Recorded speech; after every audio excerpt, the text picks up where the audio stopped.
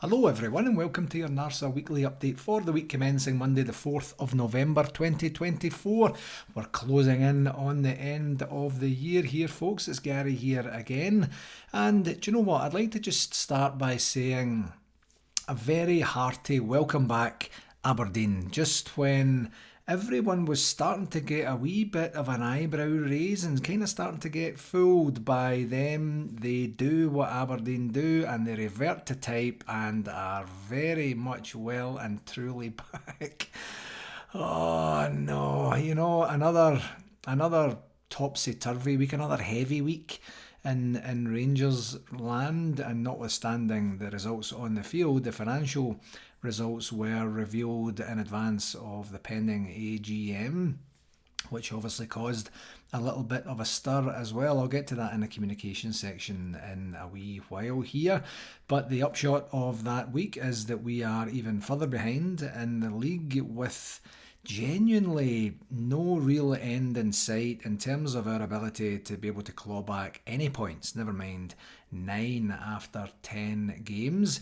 The club still has no chairman, still has no CEO, and then they give us the gift of a cup final to look forward to at the same time. So it's almost like, I don't know, giving us a wedgie while giving us a wee pat on the back at the same time, and it seems to be like that every single week. But with the glass half full mindset and mentality, which I always like to try and have, I'm going to say the treble, if not the quadruple, is still very, very much on. And there are only 2 clubs in the country that have access to that now, and we are one of them. So, job done in terms of that. But oh, I tell you, it's grim reading when you look at the league table. So, let's start with the game segment. 2 games, of course, this past week. And the first one was that. Do you know what? I was actually going to say that absolute abomination of a performance at Pittodrie in the 2-1 defeat. But I don't know. I don't know overall. I don't know. It didn't feel to me as bad as the Kilmarnock performance and result. Obviously, the result is almost identical just with that 1-goal defeat. But in terms of the performance, I thought it was a better performance overall, but it just gave us the same result. So, I mean, it kind of almost doesn't matter, does it? I mean, it wasn't great. I'm not trying to say it was great in any way. It just wasn't as bad. Is that the benchmark we've got now? Oh, my word. But do you know what? I have no... I didn't actually do any research on this particular part, but it feels like, and I'm kind of, I don't know, I have a wee inkling here that this puts us in the worst position that we've been in since Steven Gerrard arrived at the club. So he arrived, in 2018, and I don't think, and obviously it was a wee bit of a mess prior to that in terms of the ins and outs of the management team and such, but I think this feels like, literally the worst position that we've been in, with nine points behind after 10 games. And it's a completely shambolic position to be in, isn't it? And the irony with this particular game, and the Motherwell game for that matter as well, was the game kind of flowed the way that we expected it to, didn't it? We started relatively well. We create a chance or two, not really a clear-cut, dedicated chance, and then we capitulate to a defeat. I mean, this is a pattern that we have when we have these so-called tough away games, and it honestly could have been done and dusted at half time had it not been for Super Jack Butland saving that penalty after John Souttar once again gave away a penalty via VAR that that comes after, of course, we once again, and I keep saying once again here, left a player completely unmarked in the area from an open play cross to get the first goal. Bajrami then brings us level in the second half, and a very good goal. I've still no idea how he managed to get that in there, because I'm kind of thinking he's lost a chance, he took too many touches, and all of a sudden the ball bullets into the back of the net. And at that point I'm thinking, right, okay, game on, but we never really fashioned another proper chance, and their winning goal was basically everything that's wrong with Rangers, isn't it? And the Rangers defence overall, you have Tav sauntering out Sorry, no, that's actually the Motherwell game. You have Tav making that mistake at the front post. I'm getting my games mixed up. My apologies. You have Tav making that mistake at the post. Now that's not a glaring mistake, but it's just not. There's no conviction in that. You know, what is he trying to do? Is he trying to clear it? Is he trying to trap it? Is he trying to control it in some way? What's he doing? And then he ends up doing nothing, and the ball just skitters away from him. And then there's a wee bit of a melee. The ball goes across the goal, hits the opposite post, and then turns gets turned in by a guy who's completely unmarked, which is the same as the first goal, who reacted quicker than any of our defenders did, and then that's 2-1. And, we had one chance at the very, very, very end when Tav had that header just wide, and, would a draw have been a fair result? I think so. I'm obviously very biased here, but it would have been great for Tav to get it, for him to maybe get a wee boost in confidence and have some sort of contribution to the team, and I'll come to that in a wee bit here, but it goes wide, and it's just it seems to be the same as we've seen for decades and decades from this team, and I'm talking about Aberdeen now. A superhuman effort by them, and the difference with this and recent previous teams is we just don't know. We just don't seem to know as a collective squad and management team how to combat that kind of hurry, burry, scurry, hurry, of a team. I probably said some words that aren't even words there, by the way. But, against a team, we just don't have a calm head. We don't have any leadership throughout the team to say, this is what's going to happen. Relax, play your game. Don't let the crowd get to you. Don't let their hurry and harrying get in your face. Stick to the game plan. We don't seem to have that. Or maybe we do and the players just can't execute, but it's been too much of a pattern for too long for me. And then the pattern obviously results in the fact that we get beat and we're 9 points behind in the league. Positives, I don't know. I'm not really sure, to be honest. Bajrami's goal I thought was excellent. Other than that, it was just, as I said earlier, the performance that we were expecting. There's not really any positives in that. Do you know what? Actually, here's a positive for you. There was 15 people at the Rangers Supporters Club of Calgary. We don't typically show the midweek games, but this week we decided to. The game was a wee bit later because of the time difference between the UK and North America, and I said if we get 5 people there, I'll open up, but if we don't, I'm not going to, because the pub that we show the games in doesn't open till 5 p.m. on midweek days. And then we had 15. We had 15 there, including former Rangers first teamer Fraser, who was down too, and we got what we got. We got 15 people walking away disappointed, as per usual. So then the negatives, right? Okay, the performance overall, our inability to act and react to the flows and ebbs and flows of the game. The result obviously isn't good. The fact that we got what we were expecting and still didn't do anything about it. The fact that Aberdeen really aren't that good based on what I've seen, and certainly based on the result they had at the weekend. But the fact that we were worse than them, that's galling, isn't it? The same mistakes being made by the same players. Dessers is just back to the Dessers of old, isn't he? I was really keen for him, CD9 and such, and we had a great time at the beginning of the season, end of last season, beginning of the season, when he was kind of just slotting them home and thinking, right, okay, we have a number 9 now. But now his confidence is shot, his ability to play football seems to have just gone out the window, and all he wants to do is fight and argue with everyone and anyone that gets in his way, and it's kind of pathetic, to be honest. But here's the most negative thing that happened to me that day. I mentioned the time difference of it only being 6 hours between Calgary and the UK. So usually we're downtown in a midweek and it's between 1 and 3, roughly, 1 and 3 p.m. But because of the time difference, it was between 2 and 4 p.m.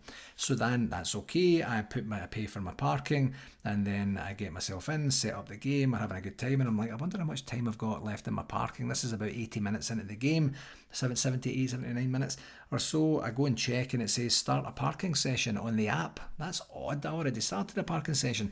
I'll go get the number of the zone so that I can do that. I walk out and go over to where the zone is my car's parked at, and my car is promptly atop a tow truck, as we call it here, and it was being towed away to the pound. And I'm like, so I ran over and I says, hey man, that's my car that you've got there. And he says, yep. And he's expecting a fight, and I didn't run up all aggressive or anything like that. But I can't imagine he gets people thanking him profusely for his service. And And I just said, like, what happened? And then he says, you can't park here after 3:30. And I'm like, what are you talking about? And then I realised the time that, and it was just a complete mistake. I then waffled with the guy saying, well, there's a time difference. We're watching a game here and such. And he just kind of blinked at me a few times and says, it's going to cost you $140 to get it off the truck. Do you want to pay that just now? And I says, yes, please. And he was very pleasant, very nice. He got the car off. I got the car away from there and got it parked where it wasn't going to get into any trouble. I go back in. Literally at the second I go back in, people are like, where have you been? And I'm just about to start telling them. Tav then misses that header. It's full time.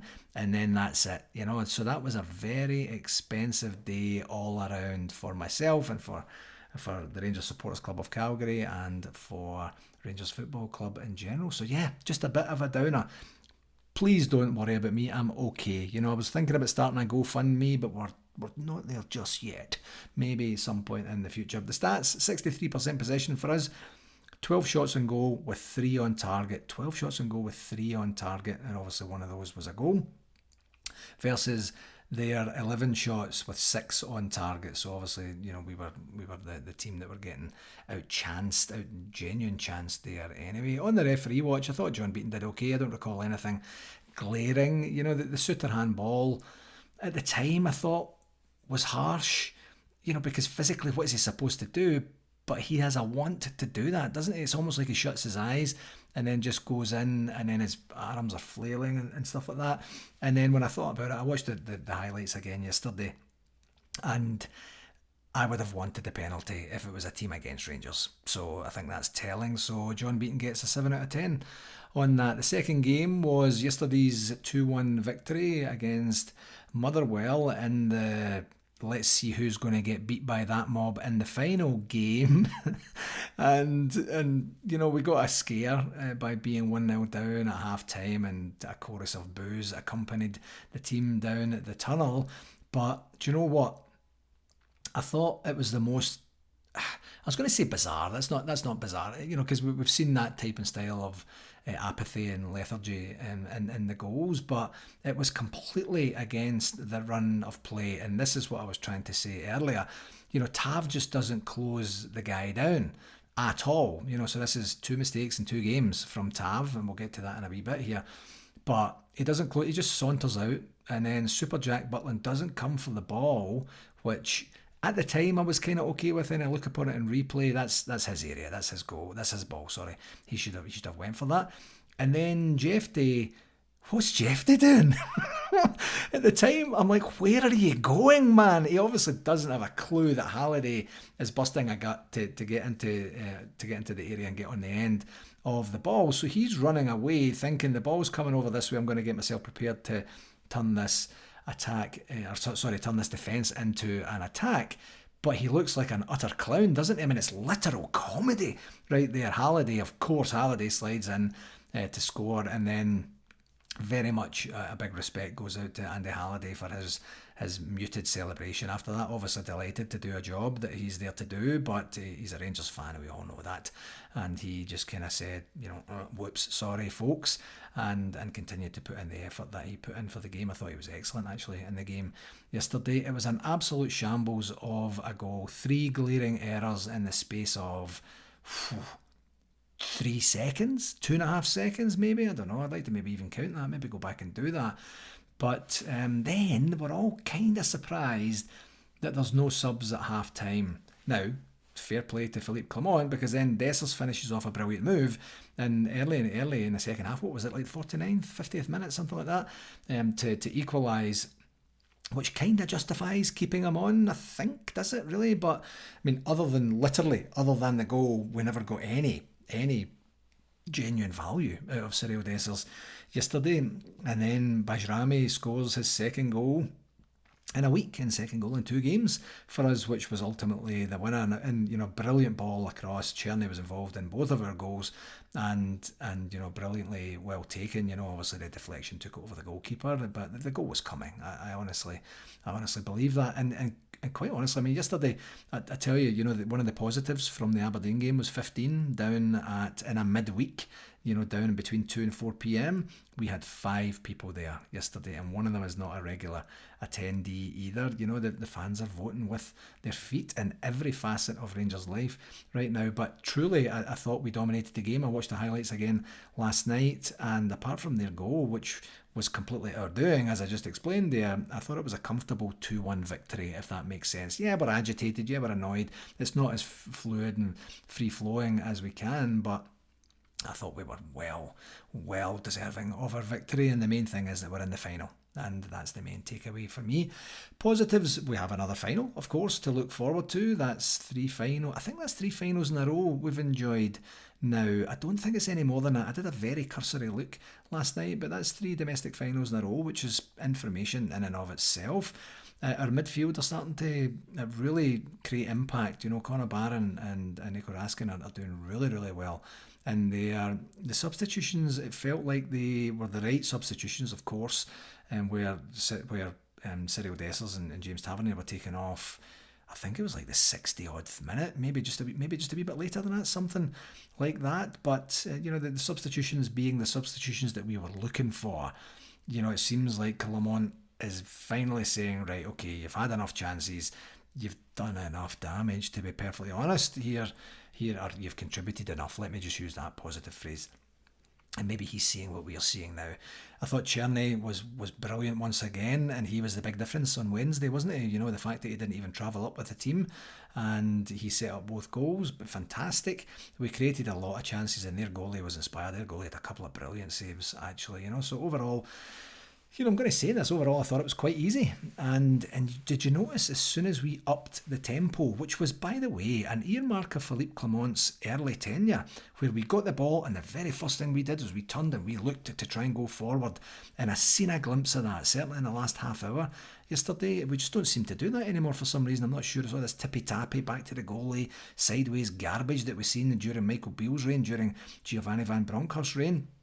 But we just went for it, and it just shows when we do that, the gulf in class between us and the rest of the Premiership, maybe aside from that mob. But that's what we want to see. That's entertaining. That puts the other team on the back foot, literally and figuratively, and gives them something to think about, and it gives us that opportunity to be dominant. And that's what we wanted. Is that telling that happened when Tavernier and Cyril Dessers went off? Maybe it is, maybe it's not, I'm not sure. But overall, the positives far outweighed the negatives. On the negatives, their goal was just a disaster. It's just awful from 3 different angles, or 3 different players' angles, I should say. Another injury for Tom Lawrence. The guy has a shot and then goes off injured because he feels something on his quad. Do you know what it is with Tom Lawrence now? I remember talking to my dad about this a number of years back, and we were actually talking about Graham Souness on Sky Sports talking about Stuart Sturridge. And you remember him, you know, the former Liverpool player, and I think maybe Man City, I can't remember who else he played for. But what Graham Souness had said about the time is, I think he's got it confused between having a pain, like having pain, and being injured. Being injured is something different than having pain. Being injured is that you literally can't play, or if you play, you're going to make more, you have more pain, you know, do more damage, is the best way to say it, actually. And I think Tom Lawrence might suffer from that. I think if he has some sort of little niggle, some sort of anything that goes on, I think he's of that, you know, if I could say, powder puff variety there, that just says, I think I'm injured. Kamar Roof was the same, you know, of course, and we didn't get our money's worth out of him, and we're not getting our money's worth out of Tom Lawrence, despite him being an impact player, that when he plays, and when he plays well, he can create goals that no other person on the team can create. But if he's in for 1 and out for 3, and in for 1 and out for 3, there's no momentum, there's no reliance on him as a player. And I just think that's what we're going to get from this guy going forward. I don't think we're going to get a dozen games out of him in a row where he's really truly going to influence positively influence the team. That the influence that he has right now is just sporadic. It's just inconsistent, and I think that might be what it is. I think he gets a wee bit of a pain, and he has it in his head that that's an injury, and then off he goes. So he maybe wants to think again about that. By the way, the caveat to this: I am not a medical doctor. I have no idea whether this is true or not. Another negative was certainly in the first hour or so, the tempo being too slow, but I just talked about that again. And here's a negative that I did want to kind of finish on in terms of negatives for today. I was chatting with a few people yesterday, certainly in the club. Well, there was only a few people there in the club yesterday, but just in my various text groups that I'm in, and I honestly cannot remember in my 40 years of watching Rangers a player who has completely lost form and like fallen off of a cliff in terms of performances and impact on games as James Tavernier has between last season and this season. And you'll remember, if you're a regular listener, you'll remember last season I had been saying, right, if we're going to let him go, where are we going to replace those assists, those 20 plus goals? We don't have an abundance of goals in the team. And I genuinely meant it. Like, it wasn't me being argumentative or super sticking up for the guy or anything. And by the way, I am a Tab fan. I think he's great. But this season, whatever happened in the transfer window, he's missing his pal, Connor Goldson, and another few key players, obviously, that left that were there during his tenure. He's kind of like almost like last man standing, isn't he, of the old guard, so to speak. And I don't know if that's a factor. I don't know if the transfer speculation and potential for him leaving has had a factor. But the simple fact is, he's here now. He's still the captain now, and we need him to be contributing in the way that he's been contributing since he joined the club. And he is not. He is not. What is it? 1 goal for the entire season. That was a penalty. I can't remember any assists that he's had, and he's obviously losing a wee bit of pace. His defensiveness is still the exact same as it always was, but that was always counterbalanced by absolute positivity and positive contribution at the other side. We don't get that either. So we're getting the exacerbated defensive mistakes that are just causing us goals time and time and time again, and nothing else. And I truly I don't know that I've witnessed that between 2 seasons. One season he's absolutely contributing and his stats and facts and figures are great. And, and I'm saying that with the caveat that I know his defensive frailties. But then this season he is just a ghost of, Tavs in the past, and I don't know what happened. I don't know what that is. So I would love to see him have a spell on the bench. Just watch the games, get yourself reinvigorated. Let Sterling have a go at that. Sterling made a big difference and a big contribution yesterday when he was there, and in that right back position, of course, is what I mean. And just give him a breather, because he is a liability to the team, and I don't want that to be his legacy for us in terms of going forward. And just give him a bit of a breather, a bit of an opportunity to absorb what he's doing, how the team are playing. And then there will be a role for him. Absolutely, there will be. There is a role for him in this team as an effective James Tavernier. But right now, he is a shadow of his former self, and that is incredible. As I say, I just started to think about it yesterday morning, and I don't know. Maybe you could let me know if there's another player who had such a catastrophic drop-off between one season and another, like an important player for us. I don't mean maybe a periphery player or such, but that's a case study right there, isn't it? Like, to figure out exactly what has happened. So I'll leave it at that. I do, as I say, I'm a big fan of Tav. His contribution to our club, in the tumultuous times that he's been with us, is nothing short of incredible, and good for him and all the records that he's gotten and broken over the time. But it's time for somebody else to take over his position for right now, and then see where we take it from there. In terms of stats, 65% possession, 19 shots on goal with 10 on target. That's much better than the Aberdeen stats, of course, versus Motherwell 6 on goal with 3 on target. And the referee watch, I think Nick Walsh did okay. No complaints about his performance at all, and he'll get the standard 7 out of 10, which is every referee gets that if they do their job. And we now have, as I said earlier, another Old Firm final to look forward to on Sunday, the 15th of December, and the timing was just confirmed before I started recording here this morning. And it's 3:30pm UK time, so that's 10:30am Eastern Standard Time. That's a great time. The later it is for us, especially us towards the west coast of the continent, is great, because it gives us an opportunity to get a wee bit more sleep. We're going to, at Pin Bar, apply for an early bar licence and get everybody fed and watered prior to the game. Of course, based on current form, I can't see us winning, but it's, 5-6 weeks almost to go. Probably 6 weeks yesterday, and a lot can happen between now and then in terms of form, in terms of injuries to players, in terms of uptick in form or losing form and such. So I'm going to keep an open mind about that. I'm not dreading it at all. I'm looking forward to the occasion. And at one point in our lives, we're going to have that turning point, aren't we? We're going to have that turning point where we're going to say, whoa, I did not expect that. I mean, a turning point for the better. And we're going to get that, and that could be that day. You never know. Come on, Gary. Crawl back into the league race, maybe crawl back a couple of points. Claw back, that's the word I'm looking for. Claw back a couple of points and and win the cup final, go into the Old Firm game on the 2nd of January with an opportunity to make a bit of a dent in it. You just never know.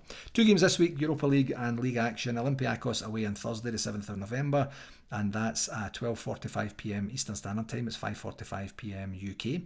And you know what I mean, this time obviously Europe is a bit of a welcome relief for us. And interestingly, this is 11th versus 12th in the overall Europa League table. We're 11th and they're 12th, and I think we're only separated by 1 goal, I think it is, which is testimony to Rangers really going at it against Steaua Bucharest in the last game and getting the 4 goals for there. So it's going to be a very interesting game. I imagine it'll be a very difficult game, and hopefully a bit of welcome relief, a bit of sunshine on the players' backs, and an opportunity to play in a warmer climate, and hopefully we come away from that with a positive result. And then we're at home to Hearts on Sunday the 10th of November, and that's a 5pm UK kickoff, so that's noon Eastern Standard Time kickoff, which is a wee bit annoying because I'm doing my final 10k race of the year and it is at 10 o'clock. So I was kind of hoping for an earlier kickoff so I'd be able to see the game and then go to my run, or maybe even a later kickoff, not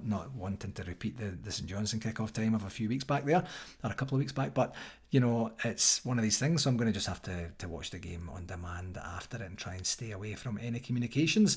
Hearts are the 2nd worst team in the league, fact, so we should really be taking it to them, racking up some goals, forgetting about the fact that they've got a new manager and all that sort of stuff, and really going at them. RTV on the weekend was good, never heard any, or actually for both games never heard anything in terms of negativity towards RTV. And on shout-outs, I'd like to place a shout-out, a bit of a local one here, to the Calgary Cavalry football team, who are in the final of the playoffs final, that is, of the Canadian Premier League this coming weekend, this coming Saturday. I think it's like a 1 or 1:30pm kickoff, something like that, at Atco Field it's called down here. They did great. They had a bit of a rocky start to the season, got themselves back into playoff contention. It's a bit of a convoluted playoff situation that they have here, but the main thing you need to get from this is that they are in the final, and it is at home, and it's probably, if it's not already, going to be a sellout. And the main reason I mention that is that I mentioned earlier, Fraser plays for Calgary Cavalry, and he's had a terrific season. He got a wee bit injured towards the end of the regular season there, but got himself back in and has been doing fantastically well. So all the very best to Fraser and the team, and here's hoping that they can bring home the cup, so to speak. That's going to be great. I'm really looking forward to seeing that. The women's team returned to domestic action with a 10-2 victory over Montrose, which is a bit more like it, isn't it, after the way that they had ended up prior to the international break there. And they have Sky Sports quarter-final action this coming week here against Motherwell. And interestingly, in the quarter-finals, Glasgow City are playing that mob from the East End, so that's going to be one of the bigger teams out on the weekend here too. And just a reminder of the NARCO Curry weekend in February.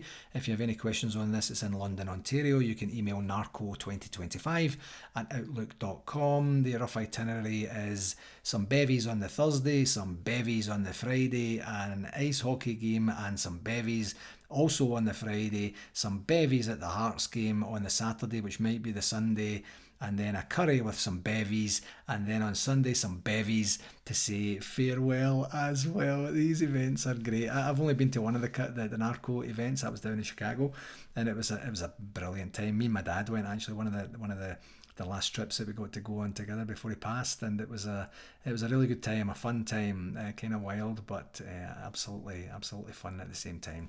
On the convention update, I can confirm it's 220 days and 31 weeks until we do what we do in Kissimmee, Osceola County, Florida. That's June 12th to the 15th. And did you see the additional advertising from Rangers last week? We were on the jumbo screens during the game on the weekend, and then they did an article of advertising, the ticket sales, and then there was advertising on the in the museum and on the external LED of Edmiston House as well. So hopefully that generates a wee bit more interest. We are still having a convention, folks, and we would still love you to come along. And if you haven't yet, please do secure your tickets and book your hotel room, both of which are on our website. And I did last week mention that I was going to be working on a communications plan. That's still on my list of things to do. Things just got a bit busy last week. So we'll be working on a communications plan to organise the entertainment over the next wee while.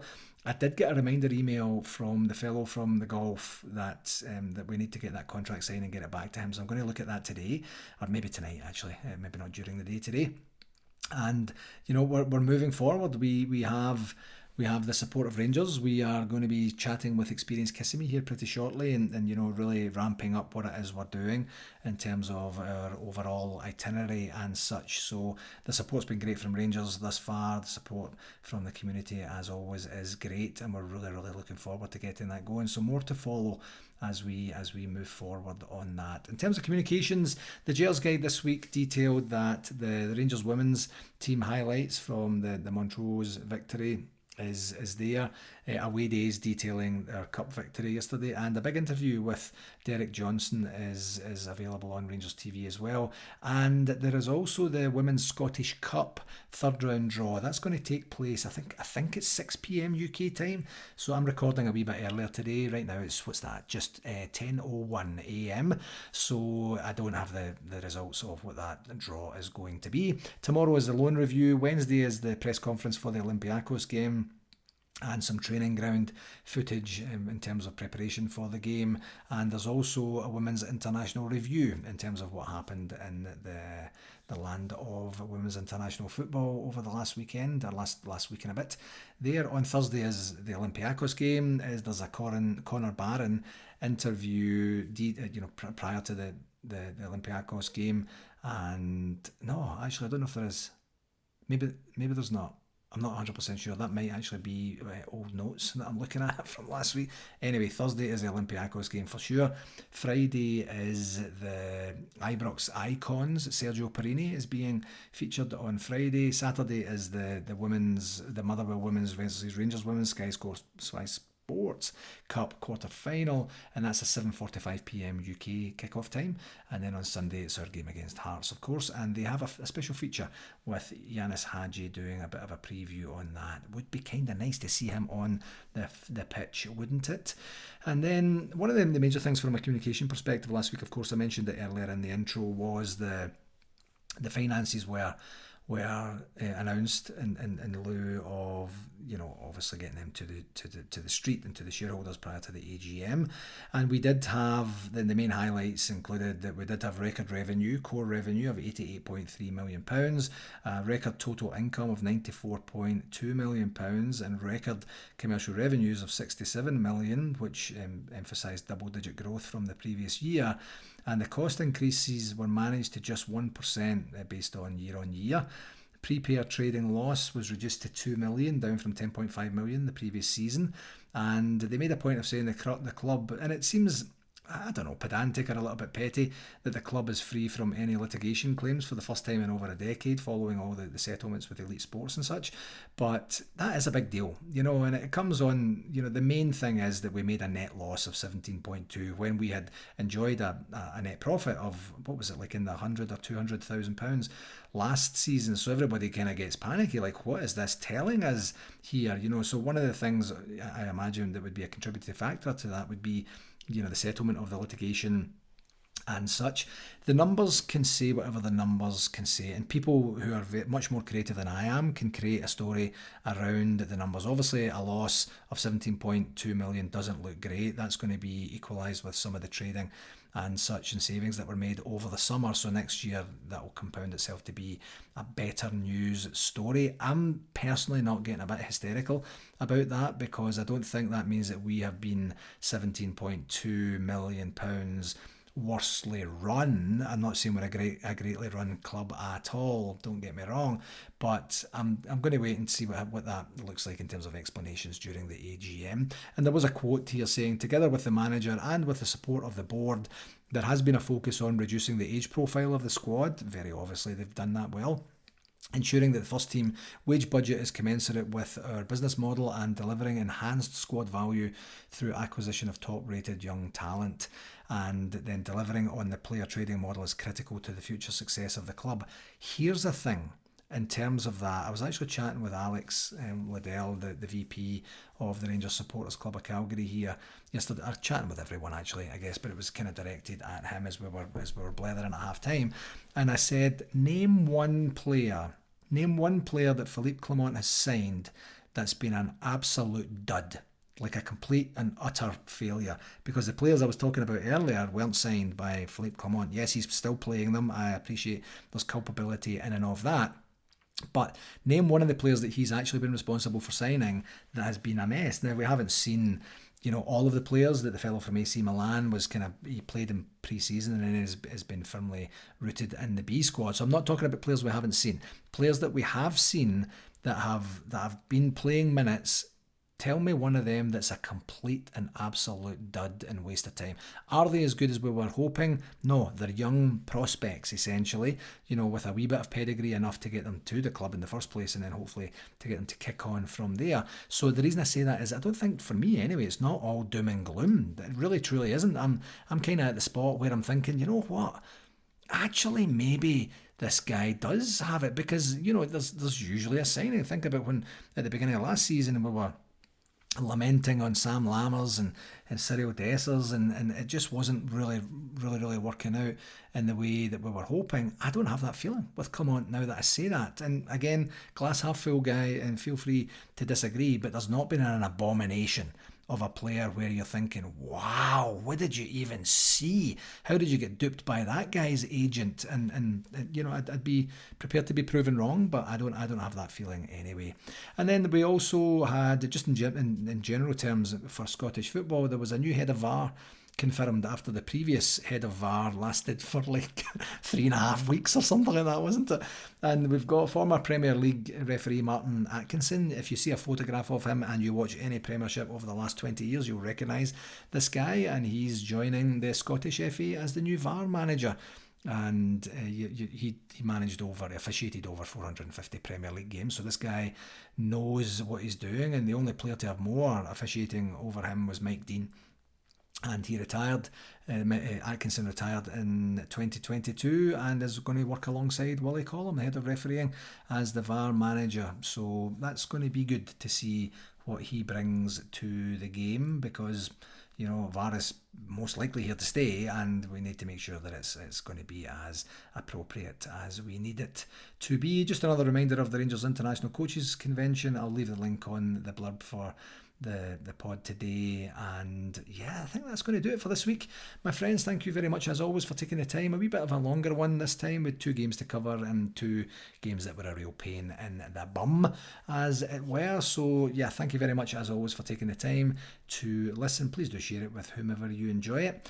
And I say this almost every week, don't I? I mean, it's a big week again. Let's see if we can continue to light it up in Europe and get back to winning ways properly in the league. Take care, and until next week, all the very best. Follow.